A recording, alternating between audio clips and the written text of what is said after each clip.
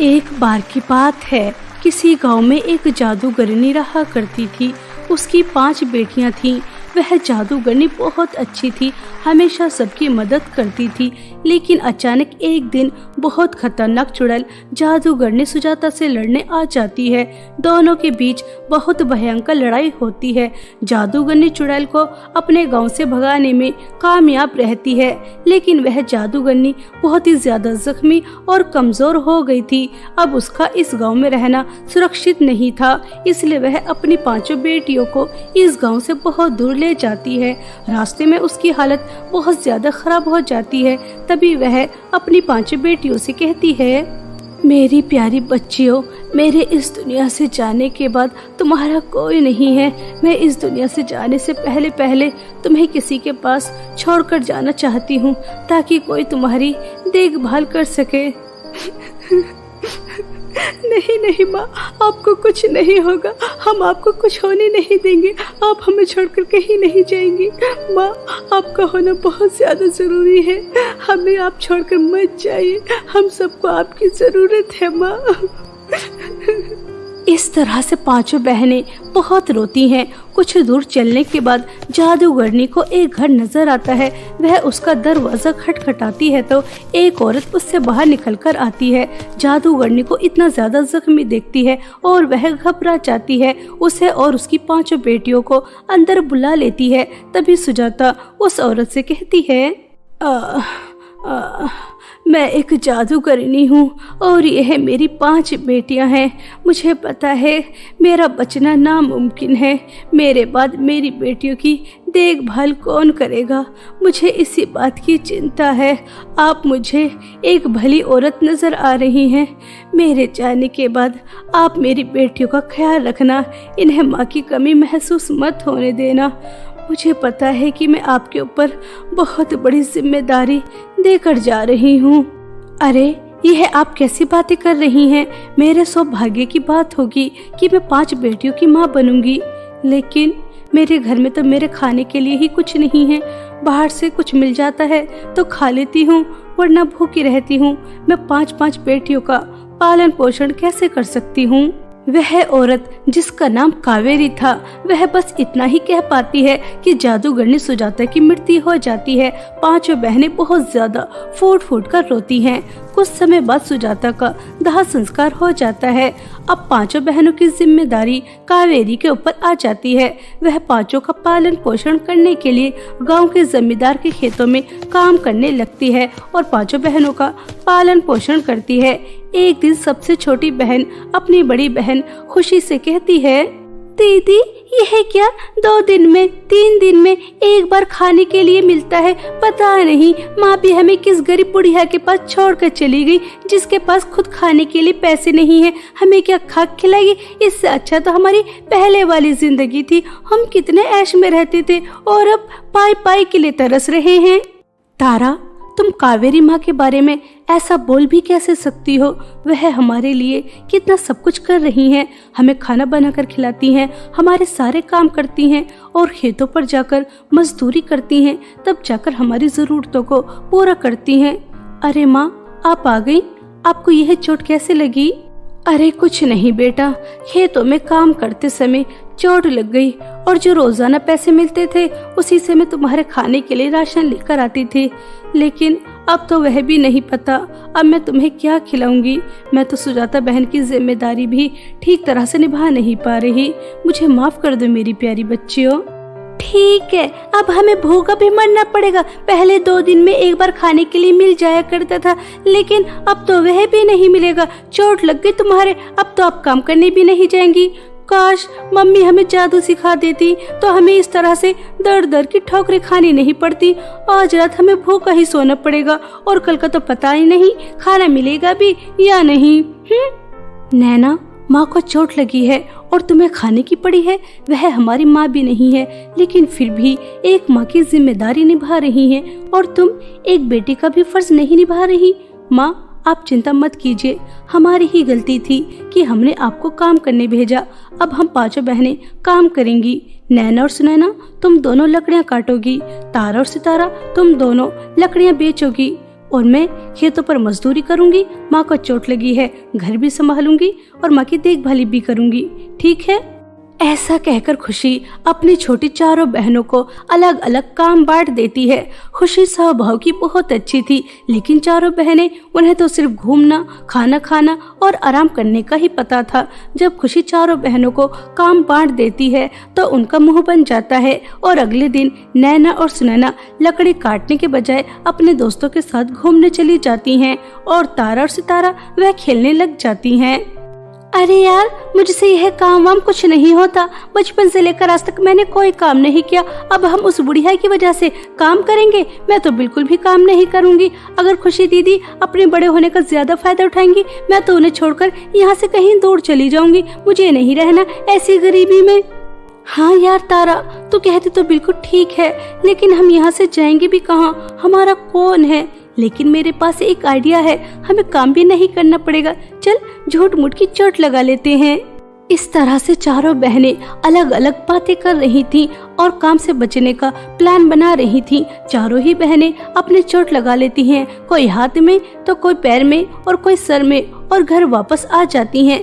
यह देखकर खुशी घबरा जाती है और अपनी चारों बहनों से कहती है, यह तुम्हें चोट कैसे लग गई? और तुम चारों को ही चोट लग गई? ऐसा कैसे हो सकता है? कहीं तुमने काम से बचने के लिए तो ऐसा नहीं किया?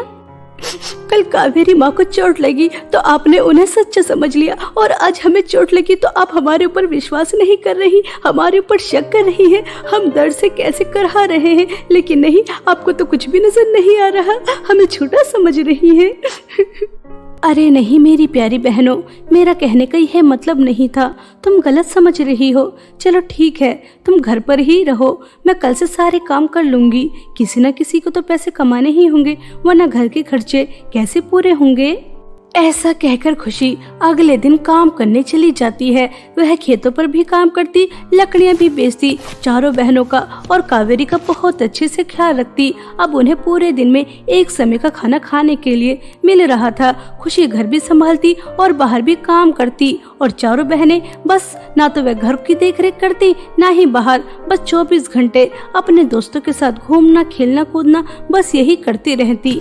हमेशा की तरह आज भी खुशी काम करने जाती है कि तभी उसे एक हिरण जख्मी मिलता है। वह उसे घर लेकर आ जाती है और उसकी बहुत अच्छी देखभाल करती है, लेकिन वह ठीक ही नहीं हो पा रहा था। यह देखकर खुशी बहुत ज्यादा परेशान हो जाती है और उस हिरण से कहती है, प्यारे हिरण, तुम्हारी सेवा करते करते आज मुझे पूरे 15 दिन हो गए, लेकिन तुम्हारे जख्म ठीक ही नहीं हो रहे।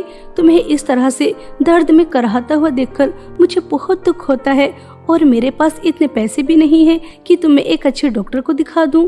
मैं क्या करूं? मुझे तो कुछ भी समझ में नहीं आ रहा। खुशी, तुम बहुत अच्छी हो। मैंने देखा कि तुमने किस तरह इतने सारे काम करने के बाद मेरी सेवा की। मैं कोई आम हिरण नहीं हूँ, मैं बहुत ही ज्यादा शक्तिशाली जादुई हिरण हूँ। मैं एक काली शक्ति की चपेट में आ गया और यहाँ रहकर मुझे पता चला कि तुम जादूगरनी की बेटियां हो। अगर तुम चाहो तो मुझे ठीक कर सकती हो, लेकिन उसके लिए तुम पांचों बहनों को अपने बालों की बलि देनी होगी।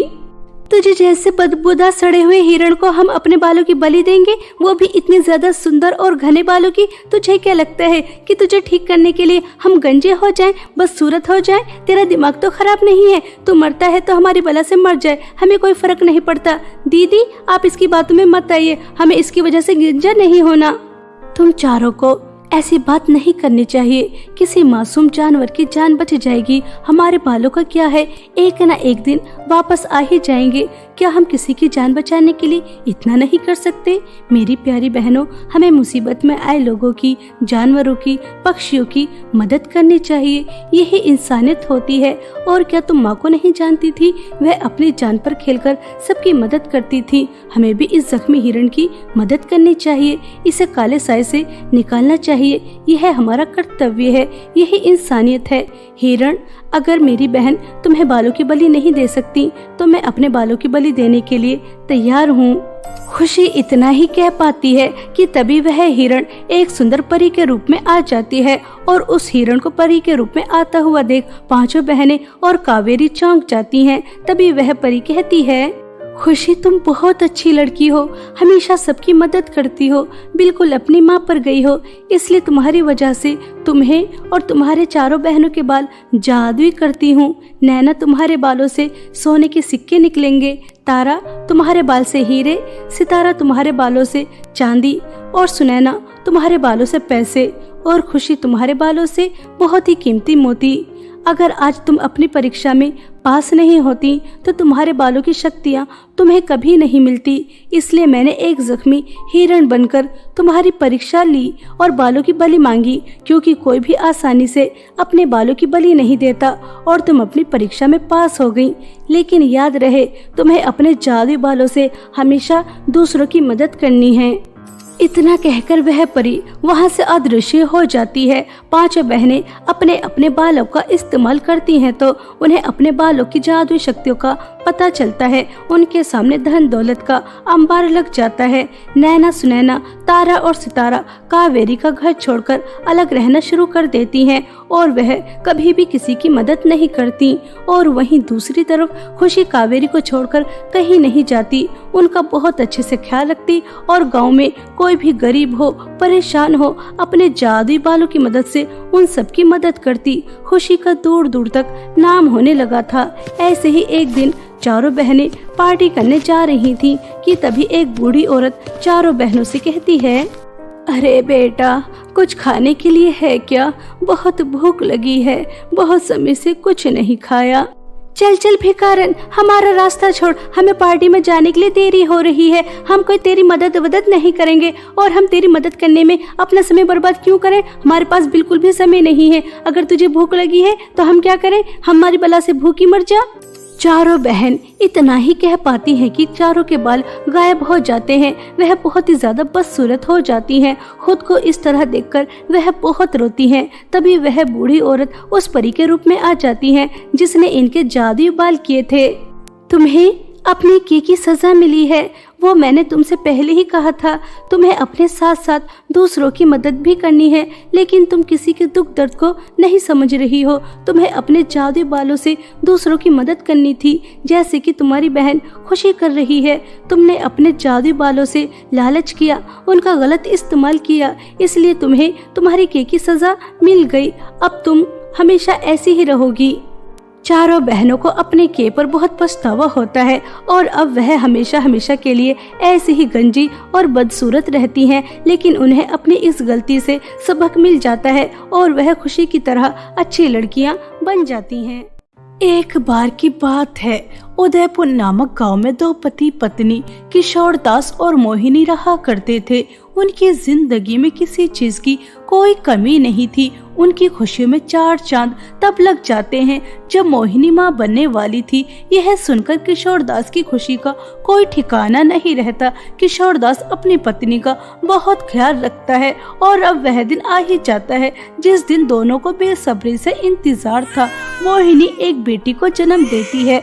मोहिनी और किशोर दास अपनी बेटी का नाम सपना रखते हैं। इसी तरह हंसी खुशी एक साल कब बीत जाता है उन्हें पता ही नहीं चलता। लेकिन अचानक इन खुशियों को ग्रहण लग जाती है जब एक गंभीर बीमारी के चलते मोहिनी की मृत्यु हो जाती है। किशोर, यह क्या हो गया? अचानक तेरी खुशियों को किसकी नजर लग गई? मोहिनी हम सबको और इस मासूम 1 साल की बच्ची को अकेला छोड़कर चली गई। किशोर, खुद को संभालो और अपनी बेटी के बारे में सोचो, इसे अभी माँ की जरूरत है। कुछ समय बाद मोहिनी का अंतिम संस्कार हो जाता है। किशोर दास अपनी बेटी को बहुत प्यार देता है, लेकिन वह एक माँ की कमी को पूरा नहीं कर पा रहा था, इसलिए वह अपनी बुआ की बात मान जाता है और वह कावेरी नाम की औरत से दूसरी शादी कर लेता है। कावेरी सपना को अपनी गोद में लेकर किशोर दास से कहती है, आप बिल्कुल भी चिंता मत कीजिए, सपना को मैं कभी भी एहसास नहीं होने दूंगी कि मैं उसकी सौतेली माँ हूँ। बिल्कुल सगी माँ जैसा प्यार दूंगी, उसे कभी भी ममता की कमी महसूस नहीं होने दूंगी। कावेरी ने सपना को जब तक बिल्कुल माँ जैसा ही प्यार दिया जब तक कावेरी की अपनी कोई संतान नहीं थी, लेकिन जब उसने खुद अपनी बेटी को जन्म दिया जिसका नाम वह सुनैना रखती है, कावेरी सारा प्यार बस अपनी बेटी से ही करने लगी और सपना के ऊपर बिल्कुल भी ध्यान नहीं देती थी, बिल्कुल भी उसका ख्याल नहीं रखती थी। समय के साथ साथ सपना और सुनैना बड़ी हो जाती हैं। सपना स्वभाव की बहुत अच्छी थी और सुनैना बिल्कुल अपनी माँ जैसी थी। वह सपना के ऊपर बहुत अत्याचार किया करती थी।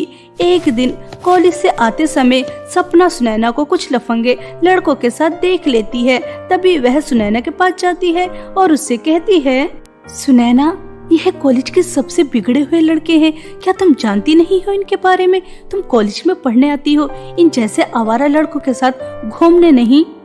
तो जैसी बहन जी को कोई भी लड़का घास नहीं डालता, सभी मुझसे दोस्ती करना चाहते हैं, इसलिए तो मुझसे जलती है। और मैं कोई छोटी बच्ची नहीं हूँ, मुझे अच्छी तरह से पता है मेरे दोस्त कैसे हैं, इसलिए ज्यादा बकबक करने की जरूरत नहीं है। और वैसे भी यह मेरी जिंदगी है, इसे कैसे जीनी है मुझे अच्छी तरह से पता है। तो जैसी बहन जी की सलाह लेने की कोई जरूरत नहीं है, चल यहाँ से 9-2-11 हो जा। सपना की बहुत ज्यादा समझाने के बाद भी सुनैना उसकी एक नहीं सुनती। सपना को अपनी छोटी बहन की चिंता हो रही थी, इसलिए वह घर जाकर अपनी सौतेली माँ और पिता को सब बता देती है। यह सुनकर किशोरदास गुस्से में बहुत ज्यादा हो जाता है। किशोरदास बहुत ज्यादा गुस्से में वहाँ से चला जाता है। किशोरदास के जाते ही कावेरी बेचारी सपना की बहुत ज्यादा पिटाई करती है और उसके बाद उससे कहती है, मनहूस करमजली, तूने जानबूझकर मेरी बेटी के खिलाफ किशोर के कान भरे हैं ना, ताकि उसकी नजरों में तू अच्छी बन जाए और मेरी बेटी बुरी। मेरी बेटी थोड़ा एंजॉय क्या कर रही है, तुझसे ये भी नहीं देखा जा रहा। अब यहाँ खड़े होकर आंसू किसे दिखा रही है? घर में जो इतना सारा काम पड़ा है वह कौन करेगा?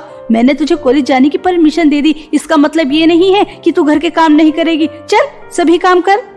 घर आ जाने के बाद सुनैना अपनी माँ को झूठी झूठी बातें बताती है, जिसकी वजह से कावेरी को अपनी बेटी की बातों पर विश्वास हो जाता है और वह सपना का कॉलेज जाना बंद कर देती है और उसके ऊपर और भी ज्यादा अत्याचार करती है। घर का सारा काम कराती और खाने के लिए भी 2 दिन में 3 दिन में बस एक ही बात देती, वो भी एक रोटी। और जब भी उसका दिल चाहता तो उसकी बेरहमी से पिटाई भी क्या करती थी और अपनी बेटी को शहजादी बनाकर रखती। ऐसे ही एक दिन सपना अपनी माँ से कहती है, माँ, मैं भी तो आपकी बेटी हूँ, फिर आप हम दोनों बहनों में इतना ज्यादा भेदभाव क्यों करती हो? आपने छोटी को इतनी आजादी दे रखी है और आप मुझसे घर का सारा काम कराती हो, मेरा कॉलेज जाना भी बंद करा दे, जबकि मेरी कोई गलती भी नहीं है। खाने के लिए रूखा सूखा, पहनने के लिए फटे पुराने कपड़े देती हो और जब पिताजी घर वापस आते हैं तो आप मुझे छोटे से भी ज्यादा प्यार करती हो। ऐसा क्यों, बताइए ना, इतना ज्यादा भेदभाव क्यों? मुझे कुछ भी समझ में नहीं आ रहा। वह इसलिए मनहूस क्योंकि मैं तेरी सगी माँ नहीं हूँ, तेरी सौतेली माँ हूँ। मैं तुझे बिल्कुल भी पसंद नहीं करती। मेरा बस चले तो मैं तुझे कब का इस घर से धक्के मारकर बाहर निकाल दूँ, लेकिन तेरा बाप है ना, तुझसे बहुत ज्यादा प्यार करता है, बस इसलिए चुप हूँ। अब सच्चाई पता चल गई, चल जल्दी से हमारे लिए स्वादिष्ट पकवान बना। मनहूस, हम दोनों में इतना भेदभाव क्यों करती हो? सौतेली है तो भेदभाव तो करूंगी ना, मेरी बेटी तो नहीं है। चल जा यहाँ से। आंसू बहाकर दिखा रही है ड्रामेबाज। यह सुनकर सपना के पैरों तले जमीन खिसक जाती है। जिसे वह अपनी सगी माँ समझती थी वह उसकी सौतेली माँ है और वह रोते हुए दोनों माँ बेटी के लिए स्वादिष्ट पकवान बनाती है। कुछ समय बाद घर पर वकील आता है और वह बहुत ही दुखद खबर सुनाता है कि अब इस दुनिया में किशोरदास नहीं रहा और वह सारी प्रॉपर्टी के कागजात कावेरी के हाथ में देता हुआ कहता है, कावेरी जी, एक दुर्घटना में किशोरदास जी की मृत्यु हो गई। उनकी मृत्यु के बाद उनकी प्रॉपर्टी, बैंक बैलेंस, बिजनेस सब कुछ उनकी बेटी सपना के नाम है। नहीं नहीं पिताजी, आप इस तरह से मुझे अकेला छोड़कर नहीं जा सकते। जब आप घर पर होते थे तो मुझे माँ का भी प्यार मिलता था और आपका भी। अब तो मेरी सौतेली माँ मेरे ऊपर और भी ज्यादा अत्याचार करेंगी और आप भी नहीं रहे मुझे प्यार करने के लिए। आप मुझे इस तरह से अकेला छोड़कर क्यों चले गए? आपको नहीं जाना चाहिए था पिताजी।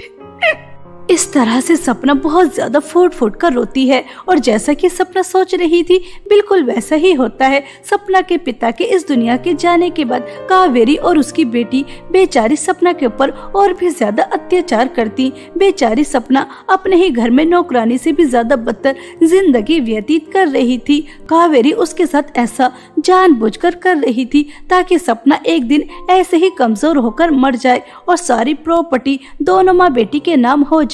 लेकिन एक दिन सुनैना अपनी माँ को एक अलग ही प्लान बताती है। मम्मी, आप कब तक इस मनहूस के मरने का इंतजार करोगी? आपको अपने दिमाग से काम लेना चाहिए। यह तो अपने आप नहीं मरने वाली। सोचिए, जब सारी प्रॉपर्टी, बैंक बैलेंस सब कुछ हमारे नाम हो जाएगा तो हम कितना ज्यादा एंजॉय करेंगे। आप समझ रही हो मैं क्या कह रही हूँ?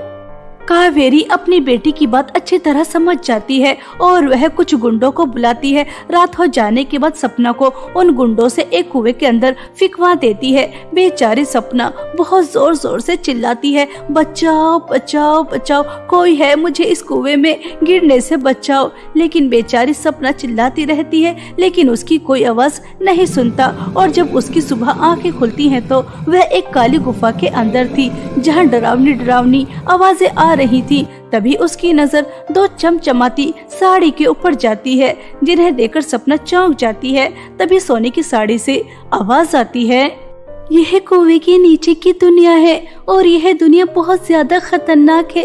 इस दुनिया पर एक काली चुड़ैल राज करती है। हम दोनों परी हैं। हम दोनों परी लोग से पृथ्वी पर घूमने आए थे, लेकिन एक दिन इस दुनिया की चुड़ैल को हम दोनों के बारे में पता चल गया और वह हमें अपनी दुनिया में लेकर आ गई और हम दोनों को सोने और चांदी की साड़ी बना दी। वह अमावस की रात हम दोनों की बलि चढ़ाना चाहती है और सिर्फ इस दुनिया पर ही नहीं, पृथ्वी पर, परी लोक पर, सब जगह अपना काला साया लेकर आना चाहती है।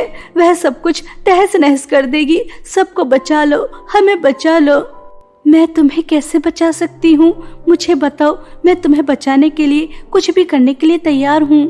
उस दुष्ट चुड़ैल का खून ही हमें बचा सकता है, लेकिन यह करना इतना आसान नहीं है। शायद तुम्हारी जान भी जा सकती है। वह चुड़ैल बहुत खतरनाक है। सपना दोनों परी की मदद करने के लिए चुड़ैल को मारने के लिए निकल जाती है।